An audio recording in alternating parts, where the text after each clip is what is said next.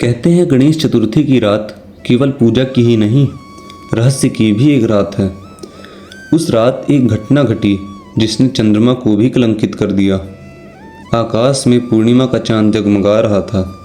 गणपति बप्पा ढेर सारी मोदक और लड्डू खाकर व कुछ लड्डू हाथ में लेकर हंसते खिलखिलाते हुए अपने मूसक पर सवार होकर लौट रहे थे। लेकिन तभी अचानक एक सर्प उनके मार्ग में लहराता हुआ पहुंच गया।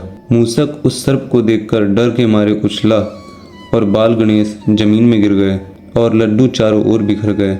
गणेश जी उठे और हंसकर बोले, मेरे लड्डू भी तो सबको बांटने के लिए ही हैं। फिर उन्होंने पास पड़ा वही सर्प उठाया और अपनी कमर पर लपेट लिया। अब वे और भी दिव्य दिखने लगे, मानो सर्प ने उनकी शोभा बढ़ा दी हो। लेकिन तभी आकाश से चंद्रदेव यह दृश्य देख रहे थे।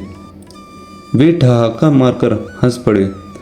उनकी हंसी में अहंकार व उपहास भी था।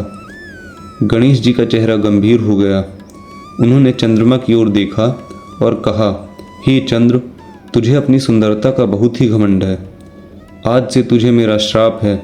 जो भी मनुष्य इस रात्रि को तेरा दर्शन करेगा वह बिना कारण कलंक का भागी बनेगा। तूने उपहास किया है और अब तू स्वयं ही उपहास का कारण बनेगा। यह सुनकर चंद्रमा कांप गए।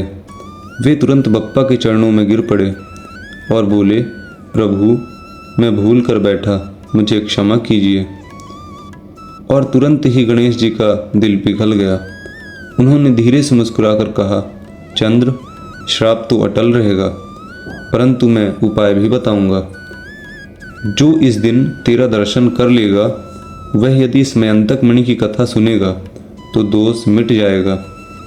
यह एक बहुत ही गुप्त कथा है जिसका ज्ञान बहुत कम लोग रखते हैं। और उस दिन से आज तक हर भक्त गणेश चतुर्थी की रात चंद्रमा को देखने से बचता है, और यदि देख भी ले तो बप्पा के बताए गए उपाय से कलंक मुक्त हो जाता है।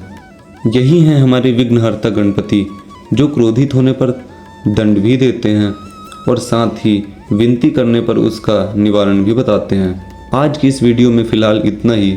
मिलते हैं इसी प्रकार के किसी अन्य रोचक वीडियो के साथ।